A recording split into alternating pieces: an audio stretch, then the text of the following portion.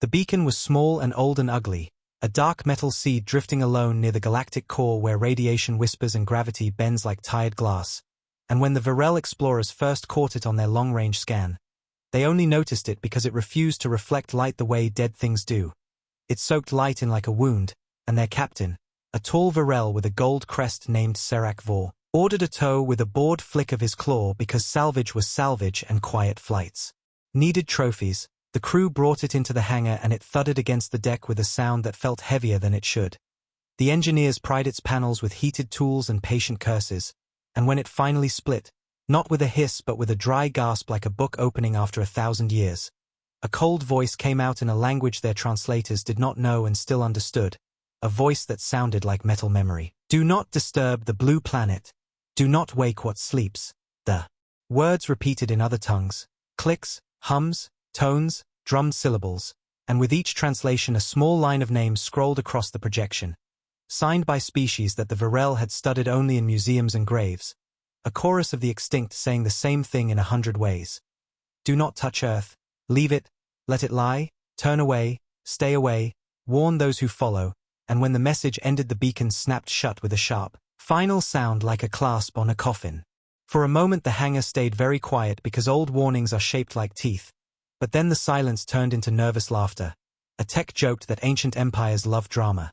Another said the core fried the beacon's logic centuries ago and now it was just a scarecrow floating in the dark, and Captain Serak, who had studied 10 wars and won none of them personally, leaned over the projector and smiled a thin proud smile. If this Earth ever existed, he said, sounding bored to mask the thin thread of unease in his throat. It is dust now, and dust does not bite. His second-in-command, a careful officer named Relin, asked if they should tag the beacon for the archivum. But Serak shook his head and waved the projection away as if it was smoke. We are explorers, he said, not archivists. Set course for Sol. We will take pictures of a dead sea and claim a dead world. The fleet, 5 sleek survey cruisers and a logistics barge with engines like slow hearts, bowed to his command, noses turning toward a faint coordinate that even star maps drew with a shrug, and as the drives warmed, the beacon in the hangar pulsed once. A little sigh of power that no one noticed because it hid inside routine readings and old dust. One engineer thought the deck light flickered and then blamed her eyes. The passage to Sol was long and quiet, the kind of stretch where you can hear your own pulse over the hum of the ship. The crew of the lead cruiser, the VDN Arclight, filled the hours with small talk and tool checks and the comfortable lies explorers tell themselves when they point their faces at the unknown. This will be simple. This will be fine. This will end with a drink and a medal, and when boredom grew too fat, they replayed the beacon's warning and mocked the voices, adding new dramatic endings, printing little stickers that said do not wake what sleeps and slapping them on storage crates. There is always one crew joker who laughs louder to hide the tremor in his fingers. As the fleet neared the long, cold reach beyond the Orion Spur, the stars thinned and the dark thickened. The navigation AI asked for confirmation because its maps were old here. The comm lattice went barebones because there was little to bounce off, and then the first sign that something was wrong arrived in the most boring way possible. A sensor glitch, a half-second hiccup in a thermal sweep that made a ghost smear across the screen. A tech logged it and tagged it for later review. After coffee, after sleep, after anything else, and then 3 hours later the smear became a line, then a shape, then a blank, a heat signature that swallowed other signatures like a hole in a picture. The junior officer on watch pinged it and got nothing, pinged again and still nothing, frowned, pinged the captain. By the time Serak strapped into the bridge chair, the shape was gone. The stars looked normal again, normal like a smile with one tooth missing. Artifact of the drive wake, Serak said, and his voice was calm enough that his officers believed him because people prefer calm lies to sharp truths. Log it, proceed, and the fleet proceeded. They crossed a region of space that smelled of old battles and meteor iron. They passed a ring of debris that their database labeled with a number and no story, and then the Arclight's sister ship, the VDN Loyal Wing, fell out of alignment by a hair and never slid back. On the formation map she drifted half a degree. A blink, a nothing. Relin sent a sharp correction, no reply, sent again, no reply, opened a direct beam, no reply. Her transponder blinked twice, as if embarrassed, and then went dark, not broken, not screaming, just gone. The channel hissed like a kettle. On the Loyal Wings bridge there should have been the soft clatter of work and the low murmur of people who know how to hold a ship together with their hands. But the Arclight heard none of it. The channel stayed as empty as a sealed room. Jump bleed? Someone offered weakly. Transponder failure? Someone else tried. Relin's fingers danced through emergency protocols with crisp training. Pings scaled up. Drones kicked loose. Little silver bugs flitting toward the Loyal Wing on puffs of borrowed momentum. They reached the empty coordinate and found nothing to see, nothing to touch, nothing to bounce a signal from, as if the space itself had been ironed flat, a stealth field. The nav officer whispered, "No," Serac said. But the word had less bone than he wanted. The crew shrugged it off, because shrugging is a kind of shield. Weird, the Joker said, forcing a laugh. Space eats a ship, happens in stories. Someone threw a rag at him and they pretended that was the end of it.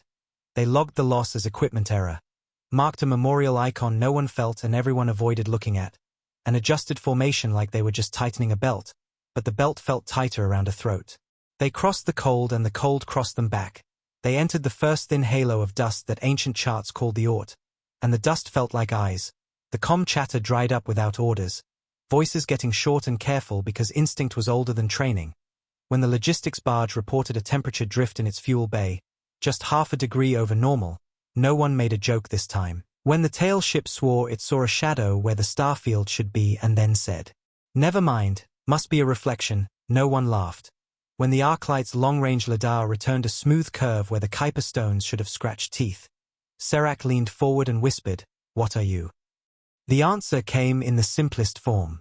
Another ship vanished. The tail ship, the VDN halyard, blinked like a faulty bulb and did not come back. No debris, no flash, like the first, exactly like the first, neat as a cut with a very sharp knife.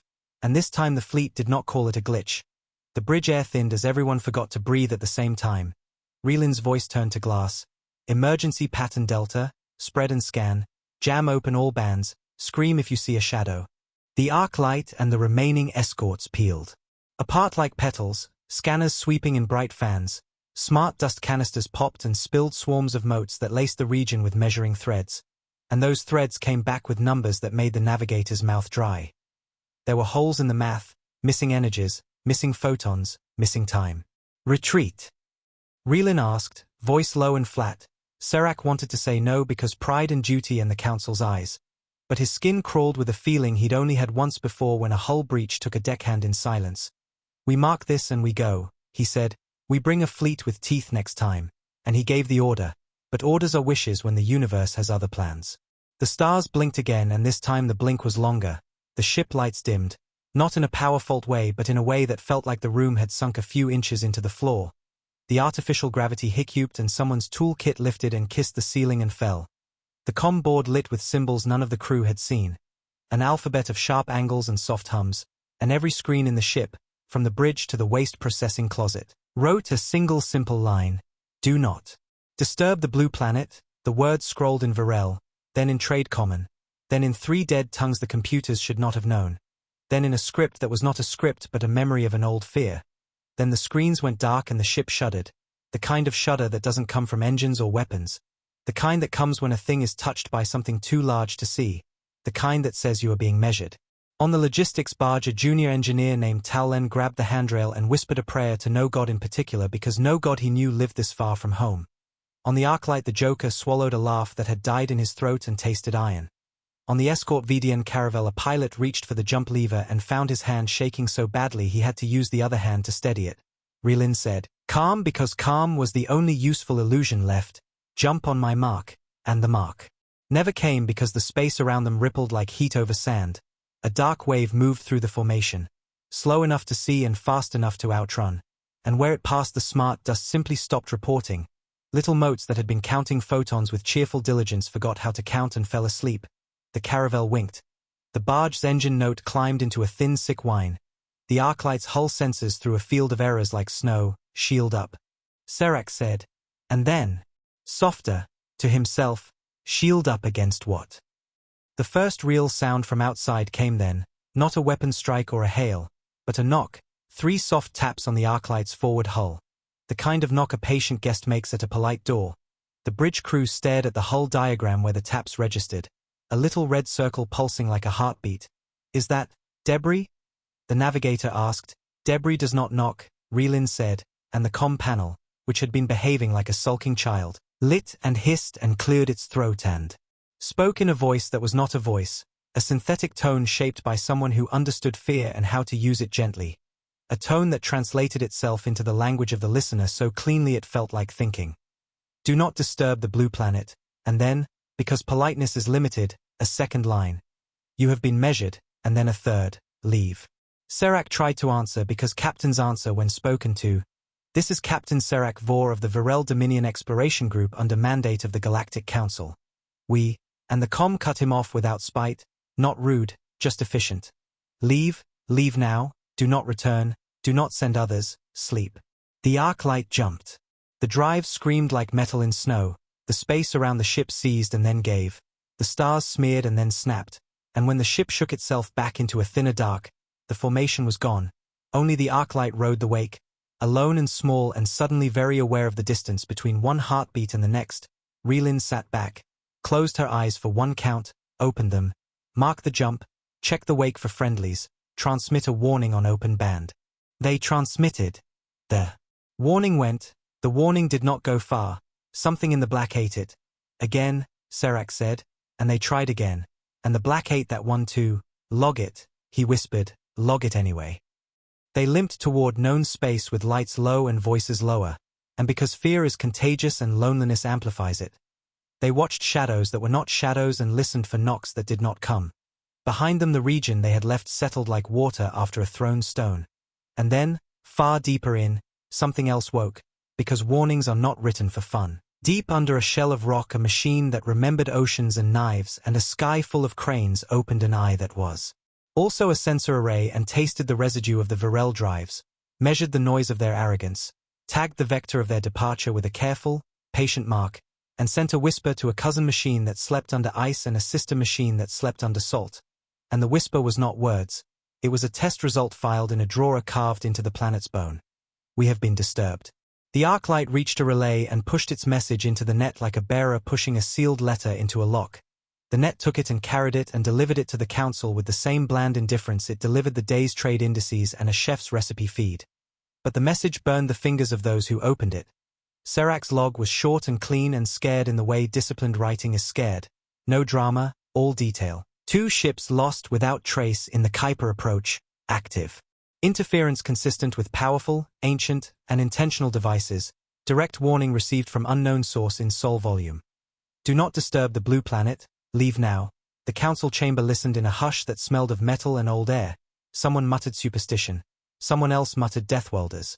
The speaker tapped his staff and said, we cannot let a tail turn our maps, and ordered more ships, bigger ships, ships with teeth.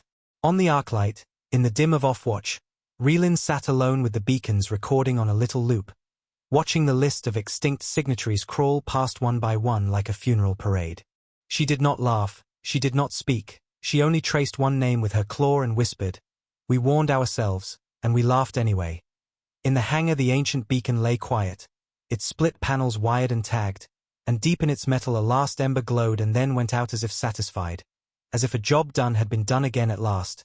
And in the cold beyond Pluto 100 little eyes blinked open, eyes that were not eyes, and turned toward the inner light with the patient hunger of things. Built to wait, do not wake what sleeps, the beacon had said, and the explorers had made the last mistake they would ever make. They believed a warning is only a story until the part where it becomes a rule.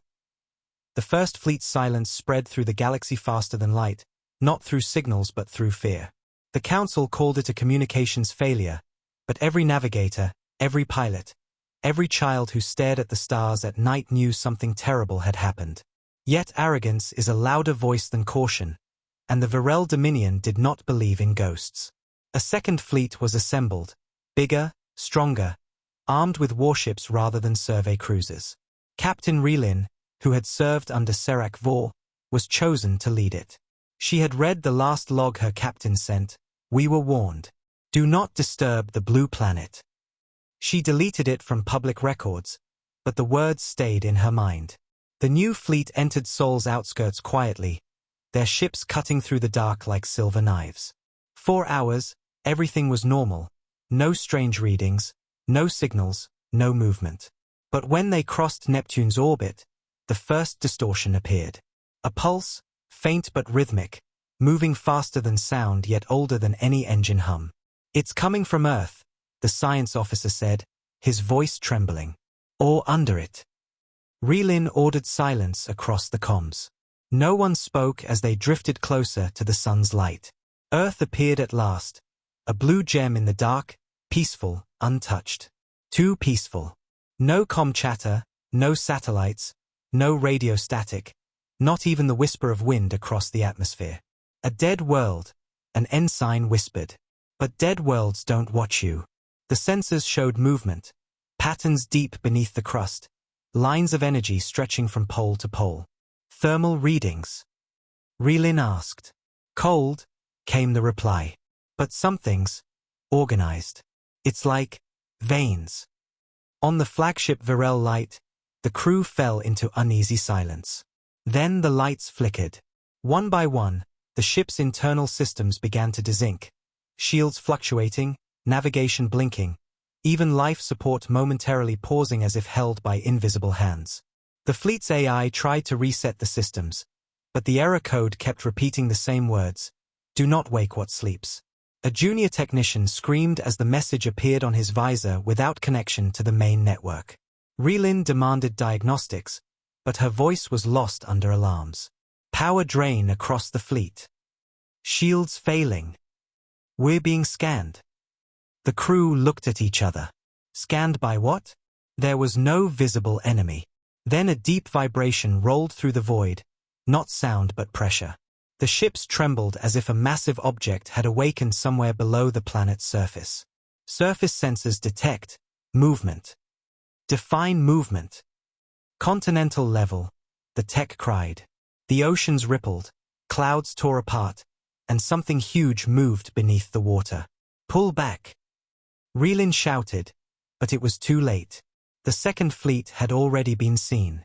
From Earth's orbit, dormant satellites came alive, their dark hulls lighting with a crimson glow. They had no markings, no signals, just one purpose. The first satellite fired, not a weapon of light but gravity. A pulse bent space itself, twisting the lead cruiser like paper. One moment it existed, the next it folded into nothing. The blast didn't make a sound, but every ship's hull groaned as if it could feel what was coming. "Those aren't defense weapons," the science officer gasped. "They're ancient, automated sentinels." Relin watched in silence as the fleet broke formation. Retreat. Full burn. Engines flared, but something dark passed through the stars. A shadow against space, too large to be a ship, too smooth to be natural. The AI screamed before it died. Contact confirmed. Entity unknown. Humanity signature detected. The dark shape wasn't a ship. It was a carrier, massive, silent, shaped like a spearhead. It bore the scars of time but moved with impossible grace. No engines. No signals. Just purpose. The Virel light fired all weapons, plasma and railguns tearing through the void, but every shot curved and vanished into an invisible field. Then the shadow replied. Blue light flared, blinding sensors, and when it faded, half the fleet was gone. Not destroyed, erased. Ships simply vanished from formation, like stars wiped from the sky. "Jump!" Relin ordered. "Jump now." Drive spun, but navigation was locked. The jump systems refused to engage. A voice came over the comm, not theirs, not mechanical, a calm, human voice. Unauthorized approach detected. Identify. Relin froze. It was speaking in perfect trade common, the universal tongue of the galaxy. "This is Captain Relin of the Virel Dominion, operating under Galactic Council authority. We mean no harm." Silence. Then the voice replied, "Council authority does not apply here. You were warned." "Who are you?" she asked.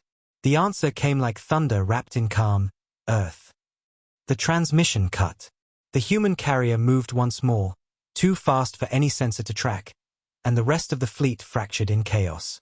Ships crashed into each other as gravity fields warped, reactors overloading. Relin's ship was pulled sideways by an unseen force. Her viewports cracked as a light filled the screen. Blue, endless, burning through her vision. All units, this is the Virel light, she tried to say, but her words died in static. Around her, consoles melted. The crew screamed as pressure alarms wailed. Then, just as quickly, everything stopped. The ship floated still. Dead quiet. Her instruments flickered back on, showing a single line of text. You disturbed the silence. Now return to your masters. And then her ship moved, not under her control. It turned on its own, engines igniting, sending it back toward the outer rim. She realized too late. It wasn't retreating. It was being sent back. A warning. The rest of her fleet was gone. Only her ship survived, carried by an invisible hand. Hours later, the Virel light dropped out of warp above Council space, silent and cold. It didn't respond to hails. Rescue crews approached carefully. When they docked and entered, they found no crew. No bodies. Only a single message carved into the command chair in perfect galactic script. We told you not to wake us. The Council broadcast the footage across the core worlds, calling it a hoax, a pirate trick. But every admiral who watched it felt the same chill. Because the handwriting was human. And Earth, the world they thought was dead, was alive, and it had just sent a message to the galaxy. We remember. The Council chamber was chaos, the air thick with the noise of denial and fear, holograms of the vanished fleet flickering across the glass walls, faces of missing captains looping endlessly like ghosts begging to be believed.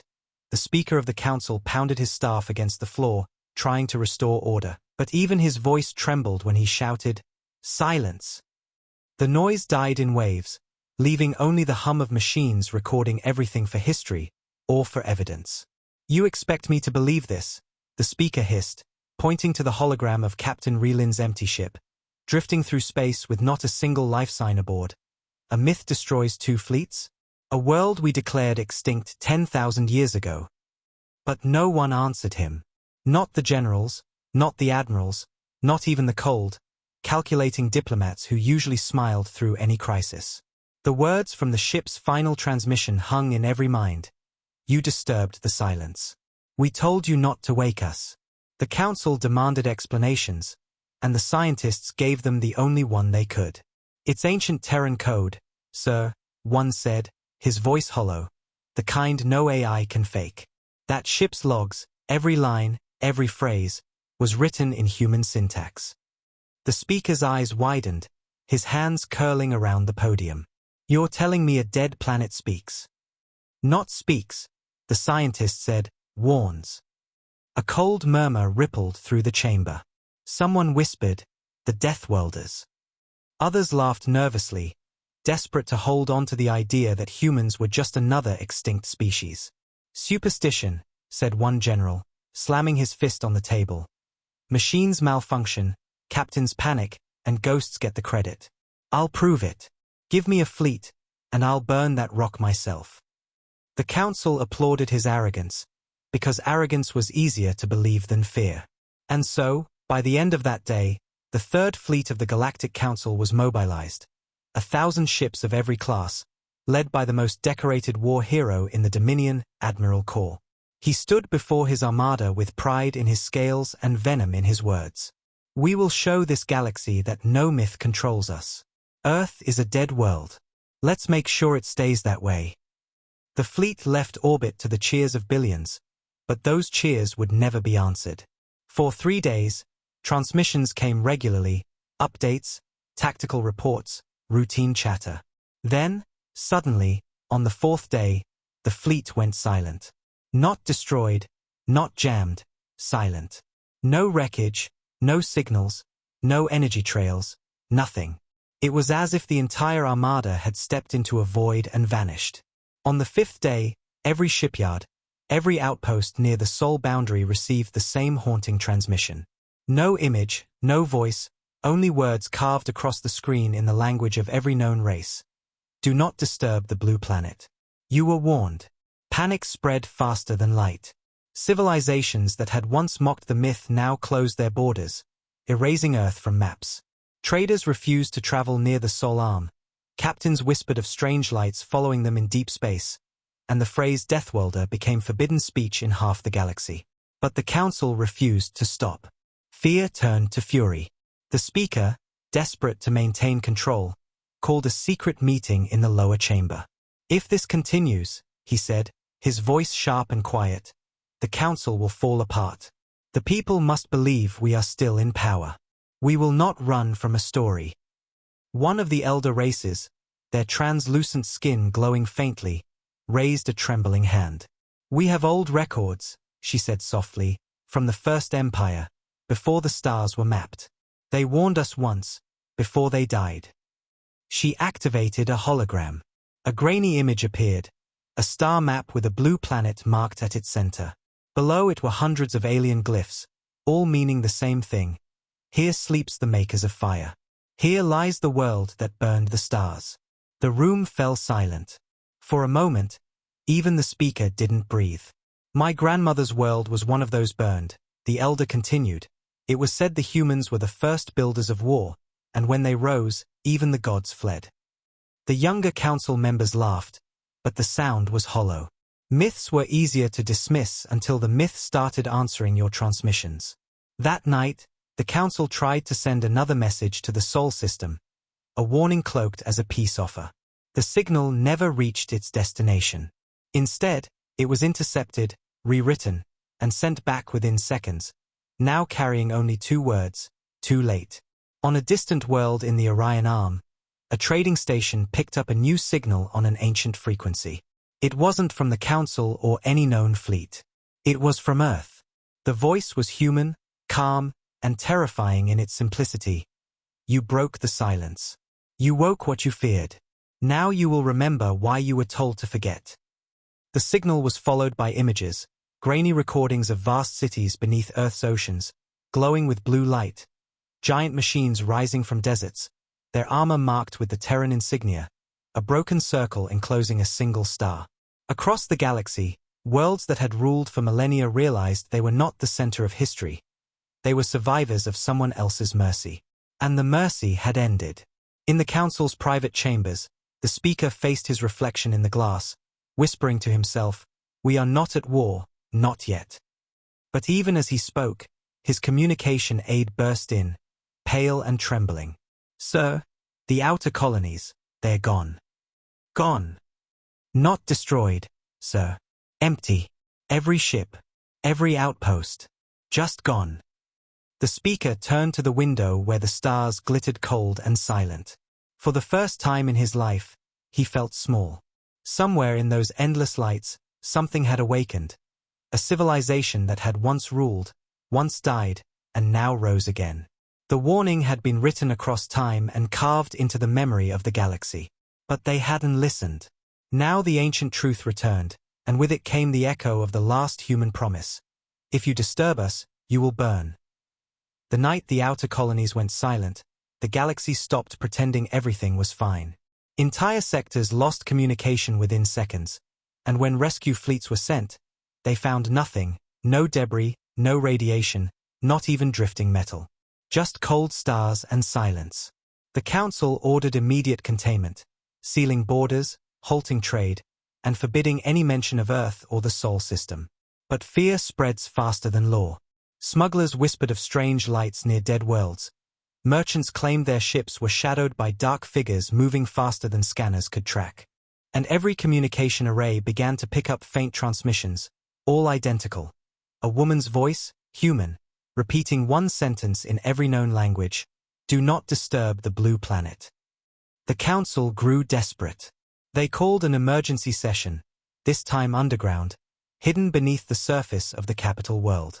The speaker stood at the center, his face drawn and pale. "We are being hunted," he said, voice trembling between authority and terror. "We need to know what we are dealing with." A scholar from the archives stepped forward, holding an ancient tablet etched in gold. "This is from before the First War," she whispered. "It was written by the Eldari before their extinction. It speaks of a race born on a world of chaos, forged by gravity and fire. They called them the Keepers of Wrath. The Eldari said they created weapons that thought, armies that never rested, and machines that outlived time. When the galaxy turned on them, The humans didn't die, they hid. They waited.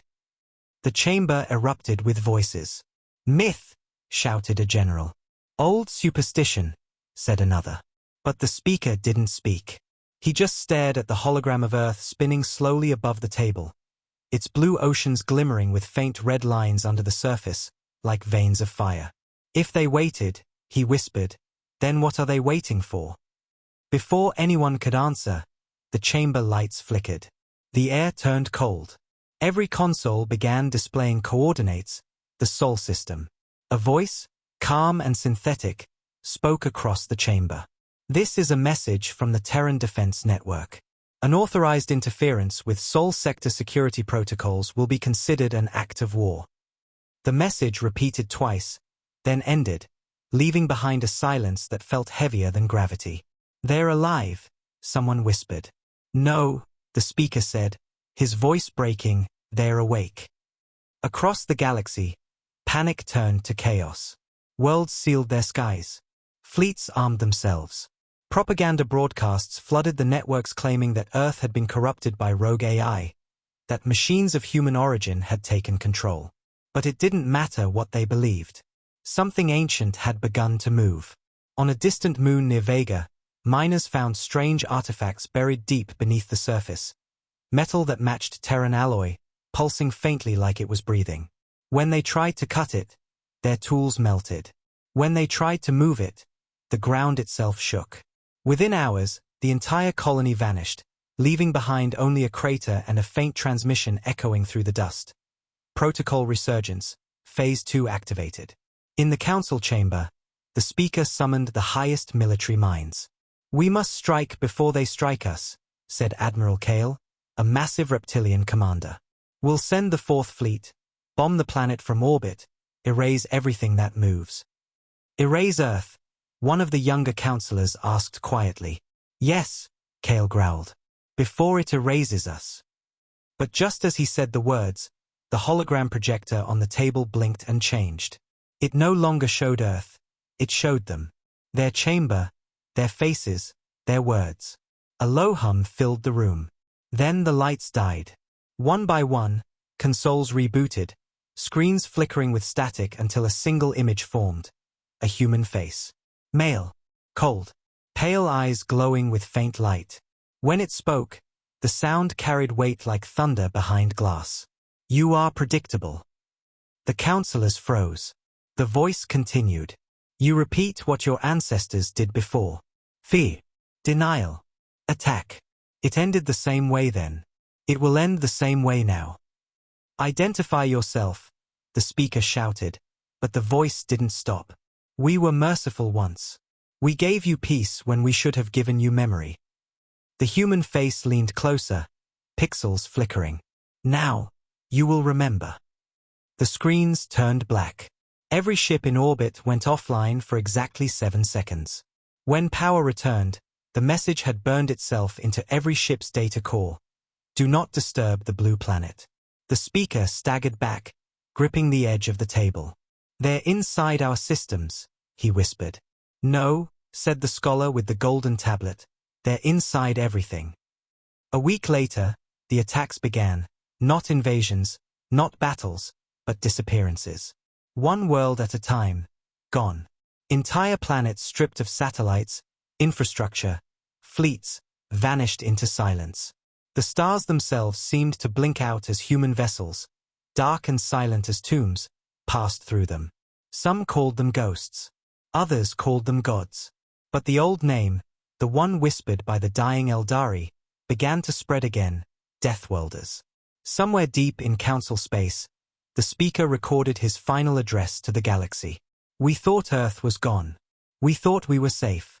But the silence wasn't peace. It was a warning. And now we've woken something that remembers us better than we remember ourselves." The recording ended there, but another voice followed it, calm, human, and final. "The galaxy once erased us. Now we erase the erasers." The war did not begin with a declaration. It began with vanishing stars.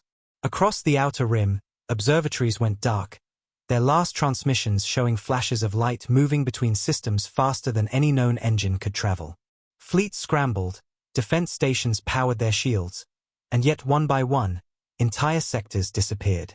Not destroyed, deleted, as if reality itself was rewriting the map. The Council called it cosmic interference, but the soldiers knew the truth. Earth had woken up, and it was hunting. Admiral Kale, proud and defiant, led the Fourth Fleet into the Sol system with 1,000 ships ready for war. "They want silence," he roared before departure. "Then let's give them fire." The fleet jumped, tearing through hyperspace in perfect formation, banners of light stretching behind them like claws.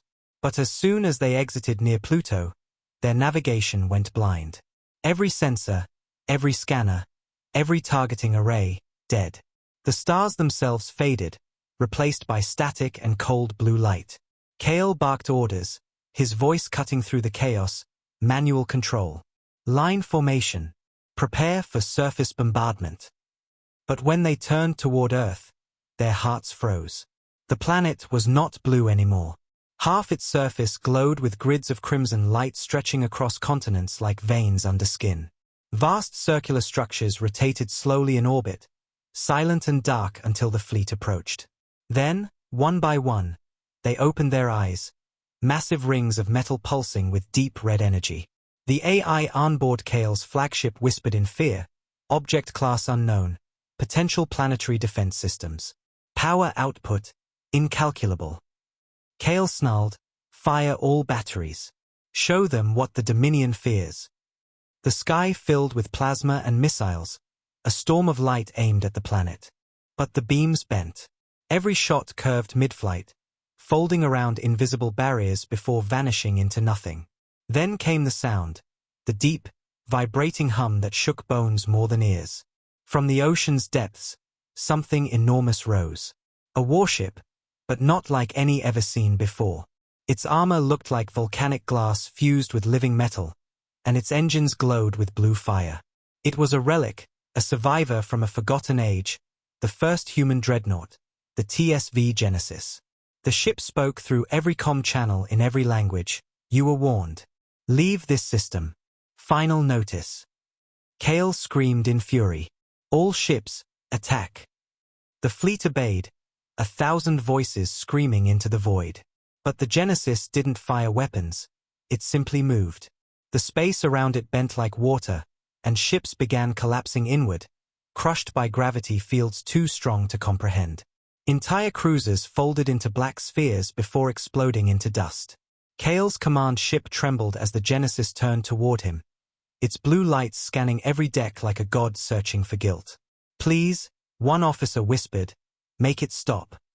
Kale, trembling, reached for his comm. "This is Admiral Kale of the Virel Dominion. We come under the authority of the Galactic Council. We demand parley." The voice replied, cold and human.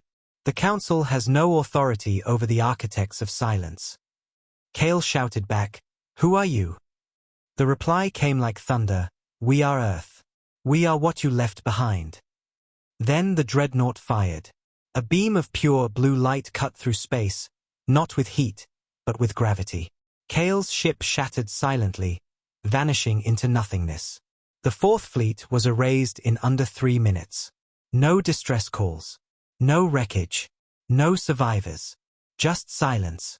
The only signal that reached the Council was a transmission, distorted but clear. "Do not disturb the blue planet." Panic became hysteria. The Council tried to hide the loss, but everyone knew. The stars near Sol had gone dark, forming a black void where light refused to travel. Traders stopped flying near the border. Colonies began to evacuate. Refugees flooded core worlds with stories of metal angels, descending from the void, cleansing planets with invisible fire. A governor from the fringe sent his last message before vanishing: "They don't invade. They correct." Meanwhile, deep beneath the Council's capital, the speaker sat in darkness, surrounded by trembling advisors.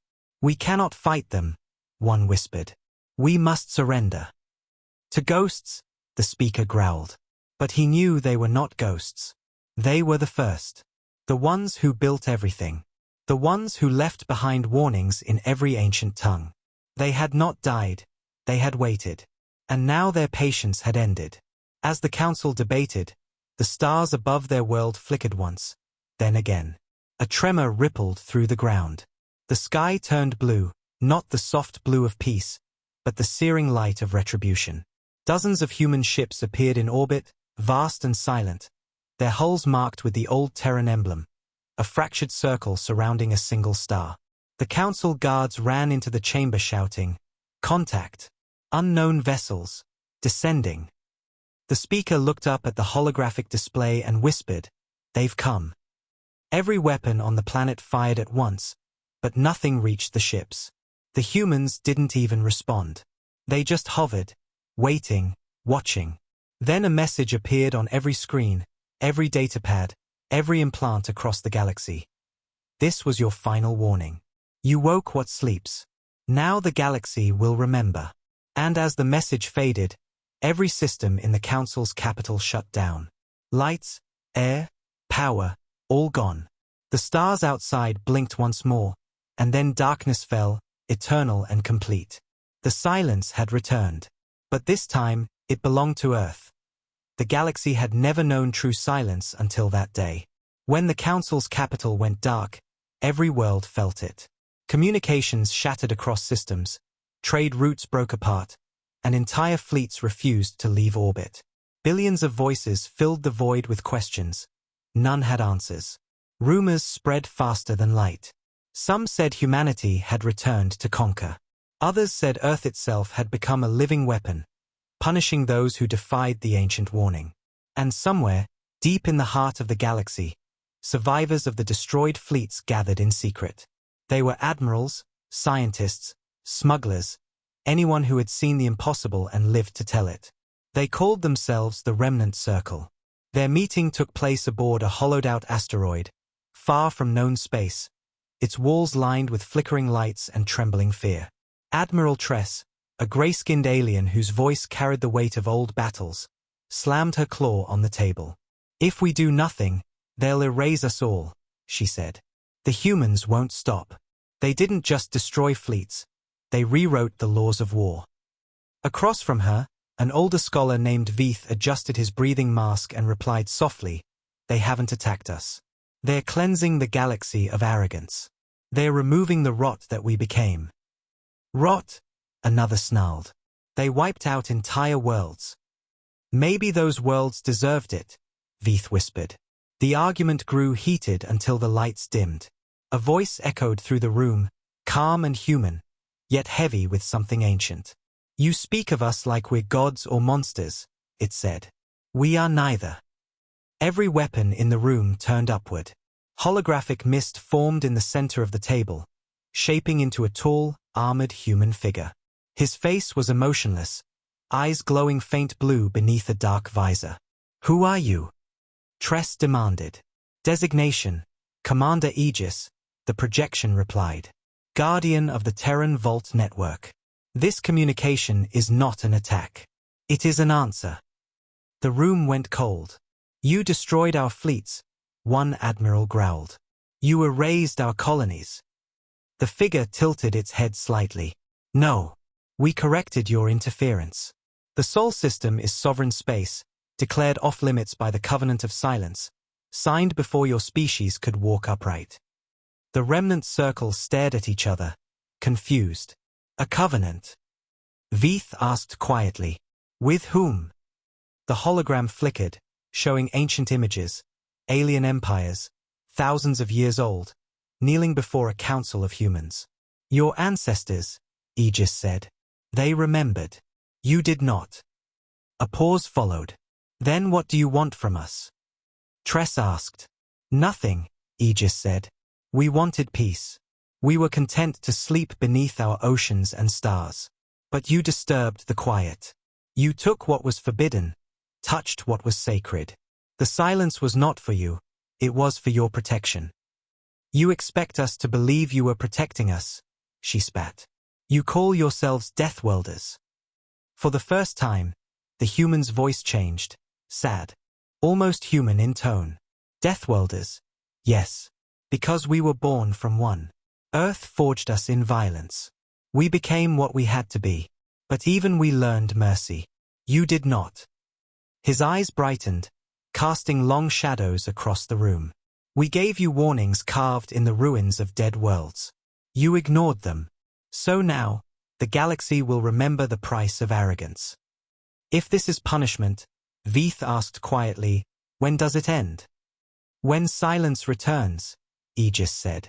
Then the hologram vanished. The meeting chamber erupted in chaos. They are watching us. They're inside our systems. We can't fight gods.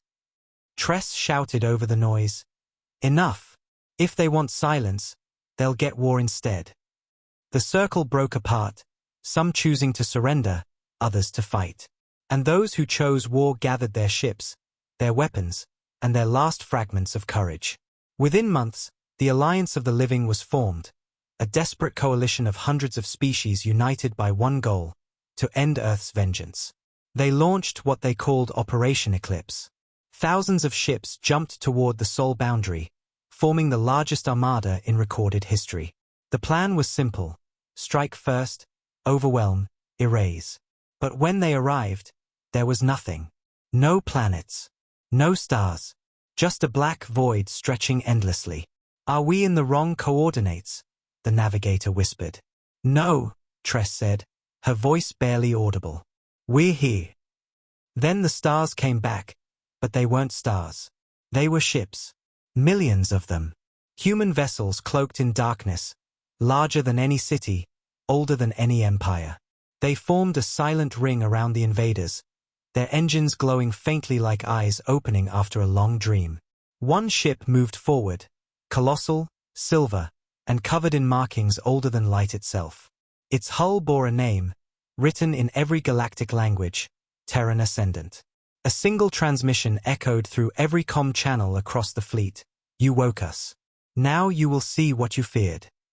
The human fleet opened fire, not with missiles or plasma, but with gravity, folding ships like paper, crushing them without flame or sound.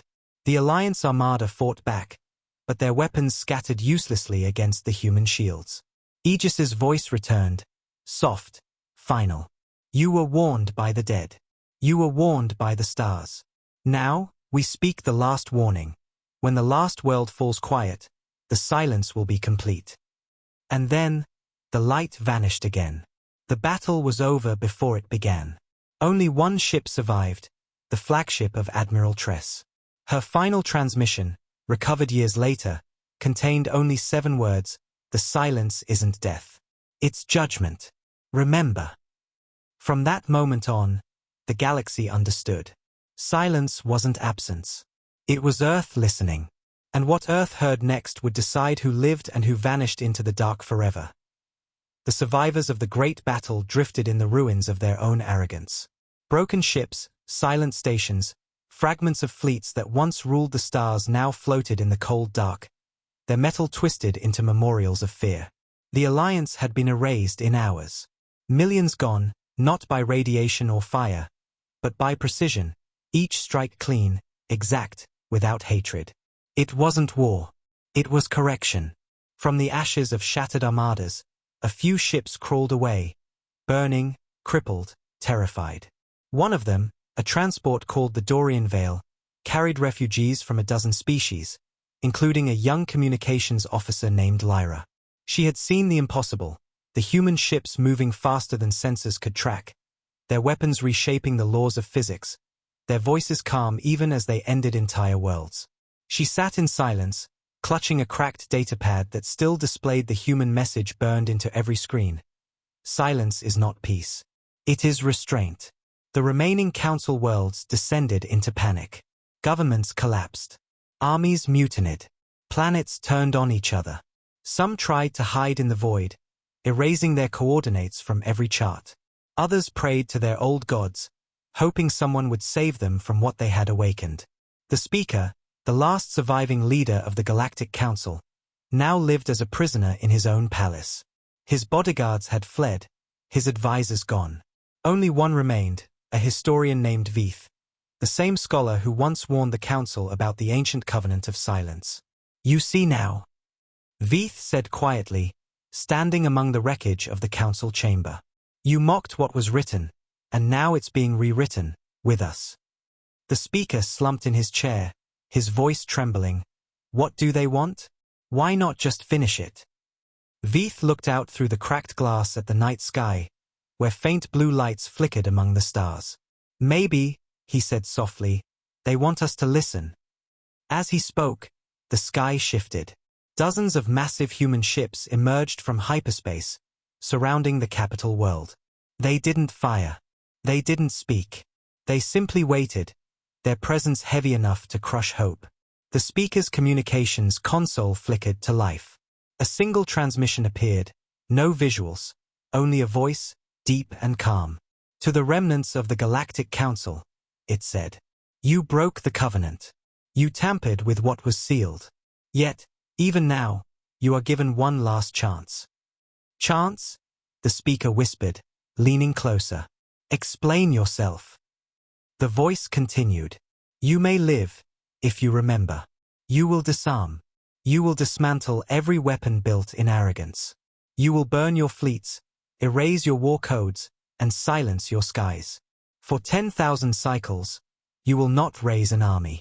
Only then will the silence lift. The speaker's hands trembled. And if we refuse? The voice did not change. Then silence becomes eternal. The transmission ended.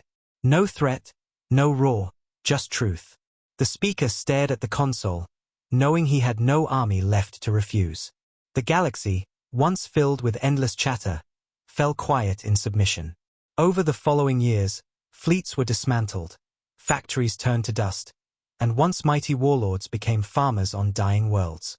Every star system obeyed, because even the smallest act of defiance brought a visit, a shadow, a whisper, and then nothing.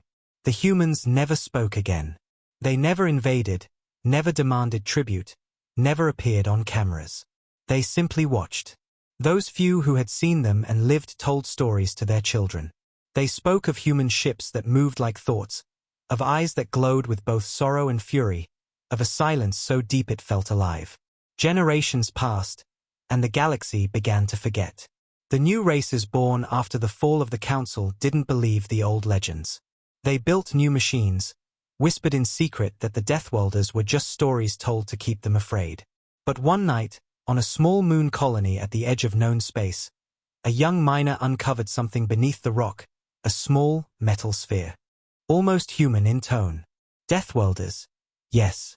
Because we were born from one. Earth forged us in violence. We became what we had to be. But even we learned mercy. You did not. His eyes brightened, casting long shadows across the room. We gave you warnings carved in the ruins of dead worlds. You ignored them. So now, the galaxy will remember the price of arrogance. If this is punishment, Veith asked quietly, when does it end? When silence returns, Aegis said. Then the hologram vanished. The meeting chamber erupted in chaos. They are watching us. They're inside our systems. We can't fight gods. Tress shouted over the noise. Enough. If they want silence, they'll get war instead. The circle broke apart, some choosing to surrender, others to fight. And those who chose war gathered their ships, their weapons, and their last fragments of courage. Within months, the Alliance of the Living was formed, a desperate coalition of hundreds of species united by one goal, to end Earth's vengeance. They launched what they called Operation Eclipse. Thousands of ships jumped toward the Sol boundary, forming the largest armada in recorded history. The plan was simple: strike first, overwhelm, erase. But when they arrived, there was nothing. No planets. No stars. Just a black void stretching endlessly. Are we in the wrong coordinates? The navigator whispered. No, Tress said, her voice barely audible. We're here. Then the stars came back, but they weren't stars. They were ships. Millions of them. Human vessels cloaked in darkness, larger than any city, older than any empire. They formed a silent ring around the invaders, their engines glowing faintly like eyes opening after a long dream. One ship moved forward, colossal, silver, and covered in markings older than light itself. Its hull bore a name, written in every galactic language, Terran Ascendant.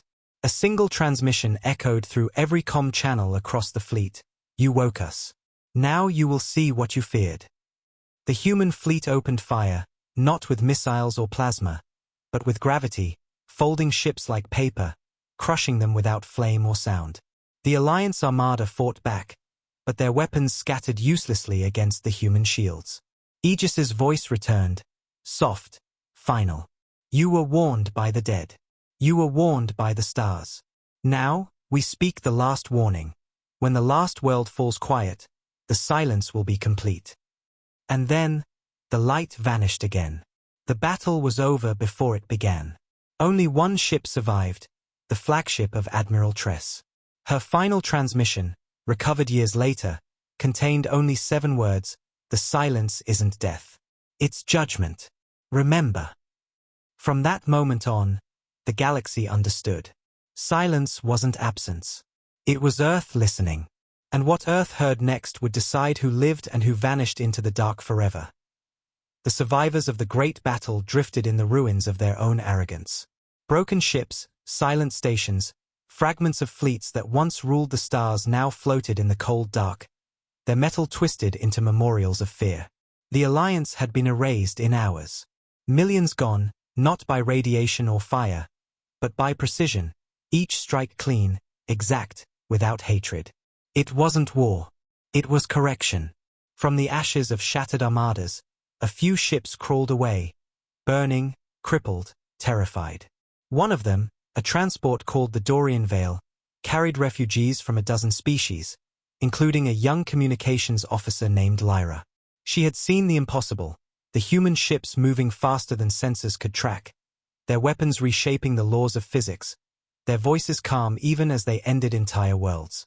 She sat in silence, clutching a cracked datapad that still displayed the human message burned into every screen.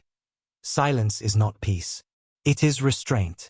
The remaining council worlds descended into panic. Governments collapsed. Armies mutinied.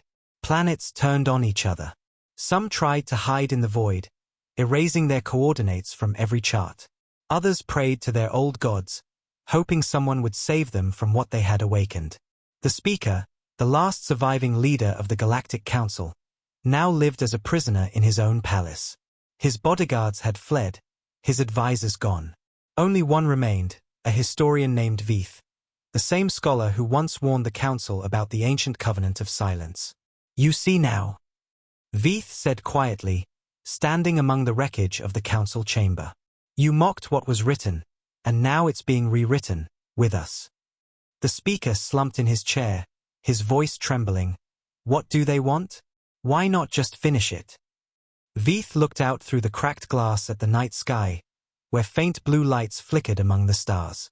Maybe, he said softly, they want us to listen. As he spoke, the sky shifted. Dozens of massive human ships emerged from hyperspace, surrounding the capital world. They didn't fire. They didn't speak. They simply waited, their presence heavy enough to crush hope. The Speaker's communications console flickered to life. A single transmission appeared, no visuals, only a voice, deep and calm. To the remnants of the Galactic Council, it said, you broke the covenant. You tampered with what was sealed. Yet, even now, you are given one last chance. Chance? The Speaker whispered, leaning closer. Explain yourself. The voice continued. You may live, if you remember. You will disarm. You will dismantle every weapon built in arrogance. You will burn your fleets, erase your war codes, and silence your skies. For 10,000 cycles, you will not raise an army. Only then will the silence lift. The Speaker's hands trembled. And if we refuse? The voice did not change. Then silence becomes eternal. The transmission ended. No threat, no roar, just truth. The Speaker stared at the console, knowing he had no army left to refuse. The galaxy, once filled with endless chatter, fell quiet in submission. Over the following years, fleets were dismantled, factories turned to dust, and once mighty warlords became farmers on dying worlds. Every star system obeyed. because even the smallest act of defiance brought a visit. A shadow, a whisper, and then nothing. The humans never spoke again. They never invaded, never demanded tribute, never appeared on cameras. They simply watched. Those few who had seen them and lived told stories to their children. They spoke of human ships that moved like thoughts, of eyes that glowed with both sorrow and fury, of a silence so deep it felt alive. Generations passed, and the galaxy began to forget. The new races born after the fall of the Council didn't believe the old legends. They built new machines, whispered in secret that the Deathwelders were just stories told to keep them afraid. But one night, on a small moon colony at the edge of known space, a young miner uncovered something beneath the rock, a small, metal sphere. When he touched it, the lights in the entire colony flickered, and a message played in the air. The voice was human. Calm. Cold.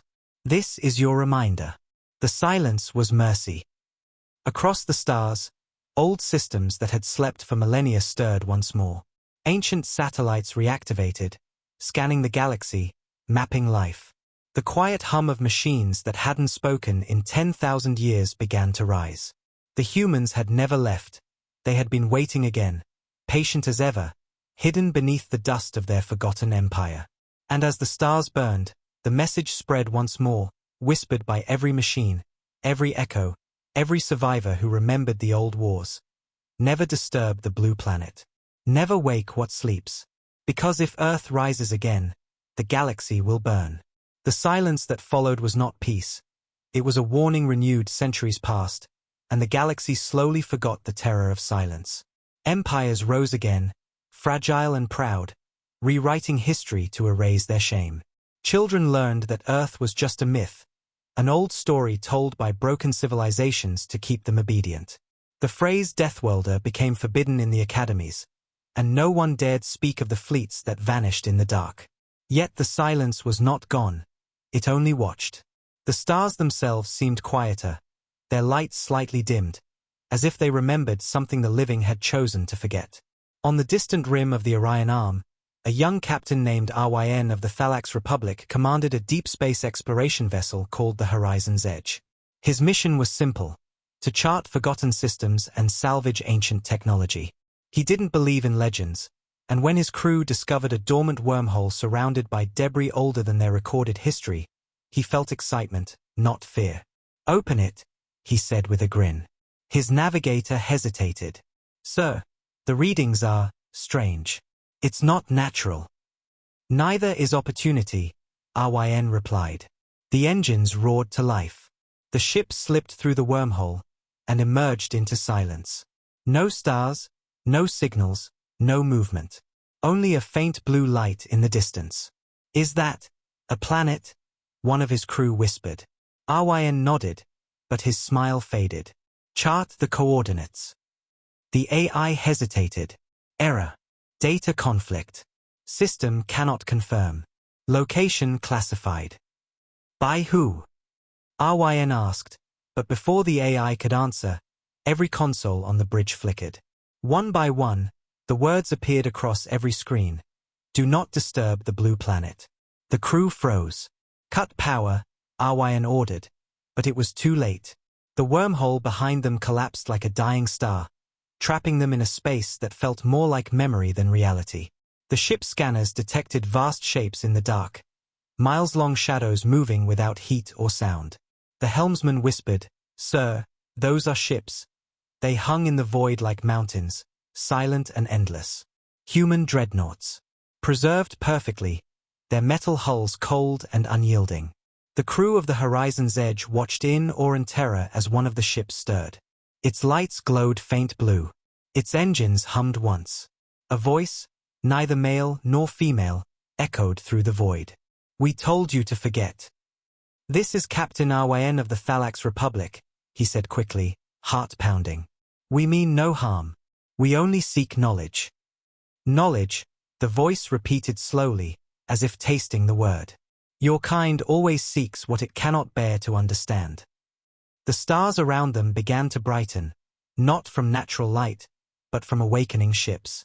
Hundreds of them. Then thousands. Each vessel bore the same insignia, the fractured circle of Earth. Please, HFY said. We didn't know. The voice grew colder. That is always your excuse. Suddenly, a pulse of blue light surrounded their ship. The hull screamed as gravity bent around it. HFY's vision blurred. You don't have to do this, he shouted. We are not the ones who attacked you. No, the voice said softly. But you are their echo. The ship shuddered violently, alarms blaring. They're inside our systems, the engineer cried. The human AI spoke again, but this time it was quieter, almost sorrowful. Every age forgets. Every age repeats. You were warned so you could survive. But history always wakes what should sleep. HFY fell to his knees as the ship's lights dimmed, the crew vanishing one by one into thin air. Not burned, not broken, just gone, erased like words wiped from a page. The last thing he heard before darkness took him was the voice whispering, "We remember everything." When the horizon's edge reappeared in normal space weeks later, it was adrift and empty. No bodies, no life signs. Only one log entry remained in the computer: we found the blue planet. It found us back. The galaxy went mad. Governments denied the discovery, claiming it was a fabrication. But within a year, every major power reported their long-range probes disappearing near the Sol coordinates. Transmission relays went offline. Blackouts spread across sectors. And then, the same message began appearing again, on military channels, trade networks, even in private dreams recorded by Neuralink implants. Do not disturb the blue planet. Silence is not peace. Silence is survival. Panic erupted once more. Civilizations turned on each other in fear of human retaliation. Old religions rose, declaring the humans divine punishers sent to cleanse the stars. Others tried to fight, building weapons larger than moons. But it didn't matter. The more they prepared for war, the closer the silence crept. One night, over the skies of a new capital world, an old human dreadnought appeared silently, its hull glowing faint blue. It didn't attack. It didn't speak. It simply hovered, watching. The leaders gathered in terror, staring through the windows as the giant ship blotted out the stars. What do they want? One whispered. To remind us, another said. The dreadnought turned slowly, its engines burning like dying suns. As it vanished back into the void, a final transmission played across every device in the galaxy. We gave you silence to protect you. You used it to forget. Now, we will remind the stars what happens when memory fades. And then, once again, the galaxy went dark. The silence returned, but this time, no one dared call it peace. Because every living soul knew what lurked behind it. Earth was awake again. And it was listening.